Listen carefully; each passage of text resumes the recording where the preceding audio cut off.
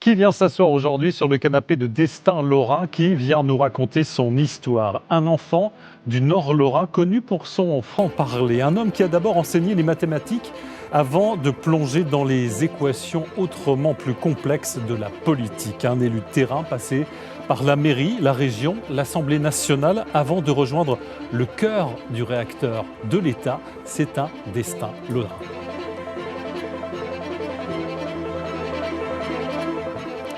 Bonjour Christian Eckert. Bonjour. Merci d'avoir accepté notre invitation. Maire de Trieux, conseiller régional en Lorraine, député, secrétaire d'État. On va revenir sur votre parcours riche. Mais avant, j'ai envie de vous poser d'emblée cette question pour commencer. Quel était le moment finalement le plus intense dans votre vie politique ? Le plus intense, en tout cas le plus émouvant, ça a été l'entrée au Parlement, à l'Assemblée nationale, un lieu historique où sont passés des Français qui ont fait l'histoire de la République. Ça n'a pas changé d'endroit. C'est toujours le lieu où Robespierre, où Jaurès, Blum. Donc c'était une émotion particulière. Une émotion très forte, bien entendu. Oui. Autre moment fort, j'imagine, pour vous, c'est quand vous devenez ministre, secrétaire d'État au budget, dans le premier gouvernement Valls. La première fois, c'était le 9 avril 2014. Comment vous l'apprenez ? Qui vous le demande et comment vous réagissez ? Eh bien, en fait, je loupe un appel et en écoutant le message, la secrétaire du président de la République me dit « Le président voudrait vous parler ». Et je sors de l'endroit où j'étais et j'échange avec François Hollande qui me fait effectivement cette proposition que j'accepte bien entendu avec une conversation un peu technique mais qui a été assez rapide. Et vous appelez votre famille, comment ça se passe ? Alors la première personne que j'ai appelée, c'est évidemment mon épouse, qui n'était d'ailleurs pas excessivement favorable à la chose. Mais ça, c'est notre affaire. Et ensuite, ma mère qui vivait encore, mon père était décédé. Et puis, un ou deux amis proches que j'ai informés avant que la télévision n'en parle. Alors, repartons en 2014. À ce moment-là, vous le savez, nous avons un placard à archives. J'en profite d'ailleurs pour remercier notre service documentation qui nous permet d'avoir toutes ces archives. Nous sommes en 2014 et nous vous avions suivi à cette époque. Auprès du ministre des Finances et des Comptes publics, secrétaire d'État au budget, Monsieur Christian Eckert. Être à Bercy, là où se prennent les décisions, là où se tournent tous les regards, là où l'on tient les comptes du pays, le budget, c'est tout simplement l'un des postes les plus exposés du gouvernement. Je me sens de passage. J'essaie de faire abstraction du fait qu'on s'y installe comme si on était là à demeure. Alors il faut aller vite et sans fausse note. Christian Eckert l'a bien compris, trouver sa place dans l'équipe gouvernementale. J'étais un des premiers à être extrêmement heureux de cette nomination. Maîtriser les codes de langage, mettre un peu de soi de côté et prendre à bras-le-corps les dossiers les plus épineux qui s'empilent. Monsieur le ministre doit garder le rythme. C'est vrai que ce temps entre Bercy et le cœur de l'Assemblée et l'Élysée, c'est souvent une douzaine de minutes où on profite un peu pour souffler. Avec le recul, on voit, c'est intense. Il faut garder le rythme, c'est ce que vous dites. Quel souvenir vous gardez de ce passage à Bercy ? C'est des journées extrêmement longues. On démarre très tôt pour être au bureau, regarder le courrier, les notes, avant que les rendez-vous ne commencent, avant que les déplacements dans Paris ou en province se déroulent, avec un souvenir très fort des collaborateurs qui vous assistent, qui vous préparent le travail, et toujours des moments très forts, de la tension. Et ça se termine souvent très tard le soir et ça ne s'arrête même pas toujours tous les week-ends. Ouais, vous l'aviez dit, une aventure extraordinaire, mais on bosse énormément. C'est évidemment un gros boulot, surtout à certaines saisons. À partir du mois de septembre, c'est le marathon budgétaire. C'est au Sénat, à l'Assemblée nationale, jour et nuit. Je l'ai dit, vous étiez au cœur du réacteur de l'État, vous avez été confronté à la réalité du pouvoir, de la situation. Vous avez raconté avoir fait beaucoup de concessions, avalé beaucoup de couleuvres. Lesquelles ? Écoutez, quand on est de gauche, et je le suis, je le reste, quand on veut, j'allais dire, prendre des mesures sociales, des mesures en faveur des plus défavorisés, il faut aussi qu'on ait de l'argent, et il se trouve qu'on n'en avait pas. Nos prédécesseurs, on n'en avait pas beaucoup laissé, et on n'avait pas l'occasion de prendre des mesures, j'allais dire, populaires, et on a parfois demandé des efforts un peu plus que je ne l'aurais souhaité. En mai 2017, vous quittez vos fonctions. Gérald Darmanin vous remplace. Comment se passe la passation? Très mal. Gérald Darmanin ne voulait pas de passation avec un petit secrétaire d'État, alors que lui-même était ministre. Alors il a dû y avoir une négociation entre Michel Sapin et lui pour qu'on fasse quand même, je veux dire, un au revoir au personnel et que lui-même soit introduit dans la maison. Alors, Christian Eckert, si on vous a confié le budget, c'est parce que c'est un sujet que vous connaissiez bien. Avant cela, vous aviez à l'Assemblée nationale la fonction clé de rapporteur général du budget. Ce rapporteur général du budget et ministre du budget, ce n'est pas tout à fait le même job. Vous n'aviez pas la même liberté de parole, notamment, j'imagine. Quand on est rapporteur général du budget, on est un peu le porte-parole de la majorité du Parlement. La commission des finances, évidemment, à l'époque, des socialistes, ou plutôt de la gauche en général. Et donc, on est un peu demandeur par rapport au gouvernement, ce que je disais tout à l'heure.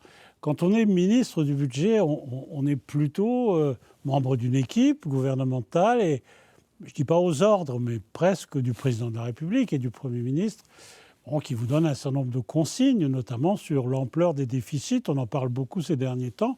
On en parlait beaucoup aussi en 2012-2014. Alors, ce qui est certain, c'est que votre façon de faire, votre caractère, a fait la quasi-unanimité auprès de vos camarades. Alors, tout le monde s'accorde sur une qualité qui vous est propre. Écoutez, elle est résumée par Bernard Cazeneuve. C'est une archive de 2013. Écoutez. On sait qu'avec Christian Eckert, on n'aura pas de mauvais coups. S'il a quelque chose à dire, il vous le dit. Et les positions qu'il défend quand vous n'êtes pas là sont les mêmes qu'il a défendues lorsque vous étiez là. C'est une qualité qui s'appelle la franchise. Alors, il y a aussi Bruno Leroux qui disait c'est un type très carré, précieux parce que solide, loyal, il a le physique de son caractère. Fidèle, loyal, c'est votre côté lorrain, j'allais dire. Oui, certains on pourrait dire bon soldat parce qu'on évoquait tout à l'heure le travail d'équipe, je veux dire, dans un gouvernement. On a parfois effectivement des décisions qui ne sont pas forcément celles qu'on aurait prises si on avait été seul. Mais ceci dit, ça ne m'a pas empêché, avec un certain nombre de collègues, y compris parfois même avec le président de la République, d'avoir des débats francs, directs. Et une fois que la décision est prise, on la met en œuvre, bien évidemment. Je l'ai dit au début de cette émission, vous êtes du Nord Lorrain, ancien maire de Trieux. Vous êtes un ancien prof de maths. Qu'est-ce que les mathématiques vous ont apporté dans votre vie politique ? Côté cartésien ? Oui, côté cartésien, probablement une rigueur méthodologique, voire intellectuelle. Vous savez que les mathématiques, à un moment donné, quand on commence, on fait, je dirais, de la logique, avec des règles logiques, vrai, faux, des flèches, des et, des ou. Bref, et ça donne effectivement une façon de penser assez cartésienne. Ça a été la chose. Mais, si j'ose dire, j'ai toujours pensé que derrière les tableaux Excel et les chiffres, il y avait des femmes et des hommes. Il m'est arrivé, y compris avec des collègues, je me souviens d'une soirée préparatoire au budget avec Marisol Touraine, qui était ministre de la Santé, où à un moment donné, on s'est dit quand même, derrière tous ces chiffres et ces économies, les dépenses, les recettes qu'on mettait, il y a des cas particuliers, des femmes, des hommes, des vies, et ça, il ne faut jamais l'oublier. J'en reviens à vos débuts. J'ai lu aussi que lorsque vous étiez étudiant, pendant l'été, vous avez travaillé au fourneau de Florange. Oui, plus exactement devant les fours Martin, je crois, de la sidérurgie à Florange, parce que je suis né à Algrange. Et pendant les vacances, souvent, je cherchais à gagner un petit peu d'argent pour faciliter mon année scolaire d'étudiant à venir. Et j'étais devant, je faisais le travail de nuit devant les fours avec la prise d'échantillons, l'analyse de l'acier en fusion pour savoir à quel moment il fallait couler. C'était quelque chose d'assez particulier. Et comment s'est forgé, sans jeu de mots, s'est allumée la petite étincelle de votre engagement politique ? Un environnement familial et autour d'amis de la famille qui étaient des rats de soc, j'allais dire, les fameux hussards de la République, des enseignants. qui, de temps en temps, qui me demandait de les accompagner, y compris dans des réunions électorales. Vous savez, quand on allait dans les arrière-salles des bistrots à Algrange, enfumés avec des gens passionnés. Voilà. Et j'ai toujours pensé que l'être humain avait une supériorité par rapport à l'animal, c'est qu'il devait s'organiser, il avait la capacité, voire le besoin, de s'organiser en sa propre société et que chacun devait y participer. Quand on lit des articles sur vous, ça ne manque pas de jeux de mots et de qualificatifs. Alors, je vous en cite quelques-uns. L'homme qui ne rechigne pas à aller au charbon, équerre la castagne ou l'homme des bourre-pifs. Ça, c'est Le Monde en 2013. Est-ce que ça vous ressemble? Est-ce que vous reconnaissez? Disons que c'est vrai qu'il y a eu une période où, notamment quand j'étais dans l'opposition, alors avant 2012, il m'est arrivé, oui, d'avoir des coups de gueule, j'allais dire, à l'Assemblée, notamment avec un certain nombre d'affaires qu'on a un peu oubliées aujourd'hui, mais les affaires Woerth, si vous vous souvenez, les affaires Bettencourt et autres.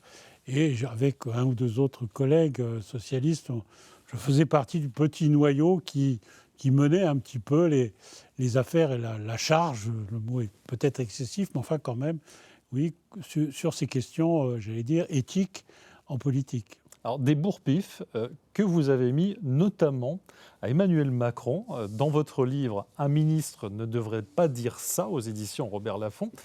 Alors, on va le resituer. Emmanuel Macron, c'était votre voisin de palier, ou presque, à Bercy. Vous étiez au 5e et lui au 3e, je crois que c'est ça. Exact. Comment se passait votre cohabitation? Alors, dans la relation directe, elle ne se passait pas très bien. J'avais des différences politiques, des vraies différences politiques fondamentales avec Emmanuel Macron. Alors, cite une ou deux. Il était contre l'impôt de solidarité sur la fortune.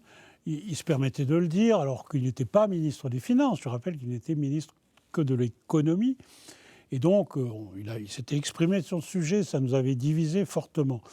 Il avait la volonté de privatiser la Française des Jeux, dont j'avais la tutelle.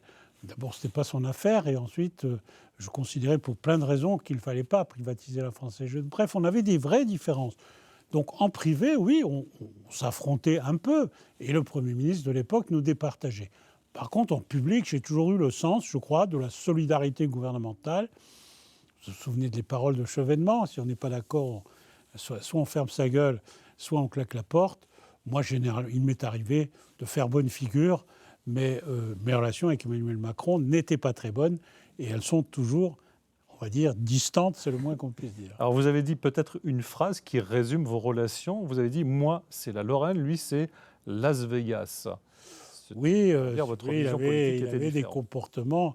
Enfin, d'abord, son parcours n'est pas le même. C'est pas péjoratif, mais il n'a jamais été élu local. Il ne s'est jamais frotté, si j'ose dire, à une mairie, à la proximité des habitants. Vous savez, en général, les gens qui vont voir le maire, c'est comme le médecin. C'est jamais pour leur dire « tout va bien, monsieur le maire ». C'est toujours parce qu'ils ont un problème dans la rue, sur le trottoir, les égouts, le travail, le logement. Et donc, voilà, ça forge, je dirais, une proximité, une responsabilité par rapport à des choses que certains Parisiens, le parisianisme ou certains milieux n'ont pas forcément appris à prendre en compte. Avec le recul, est-ce que, malgré tout, est-ce que vous retenez quelque chose de positif du président de la République, une audace, une capacité à transformer peut-être le paysage politique français? Alors, écoutez, il l'a transformé, c'est vrai, mais pas forcément dans le bon sens. Il devait être un rempart contre le Rassemblement national. Le Rassemblement national n'a jamais été aussi fort. Le déficit de notre pays est retombé à ce qu'il était en 2012. Nous l'avions passé à 3%. Il était à 5,4% quand nous sommes arrivés. Il est aujourd'hui à plus de 5%.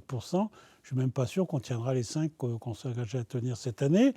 Donc déficit, Rassemblement national, la présence internationale de la France, on va dire qu'elle ne pèse pas très lourd, je veux dire, y compris au moment de conflits mondiaux très importants.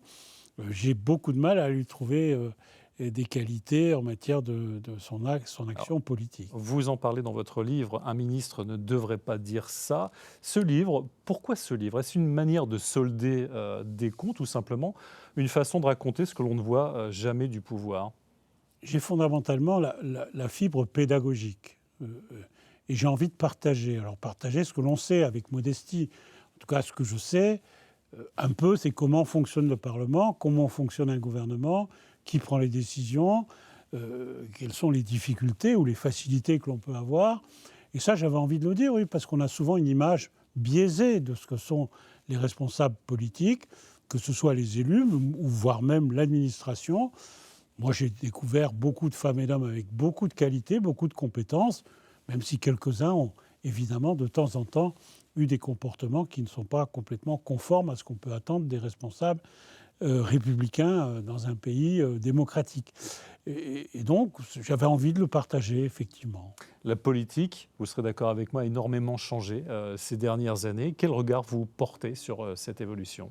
J'évite de dire c'était mieux avant, donc je ne vous le dirai pas. Ce que je regrette le plus, c'est le désintérêt parfois que l'on sent chez nos concitoyens pour les affaires publiques, qui ne s'y intéressent pas toujours, qui n'ont pas vraiment confiance dans ce qui se passe. On le voit avec l'abstention à toutes les élections, y compris dernièrement aux municipales.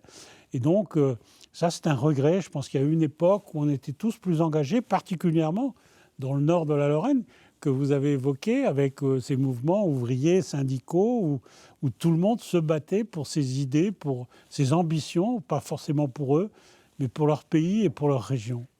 Une dernière question qui s'impose. Est-ce qu'un retour de Christian Eckert en politique, au niveau national ou même au niveau régional, est possible? On dit parfois, il ne faut jamais dire jamais, mais en tout cas, ce n'est pas d'actualité.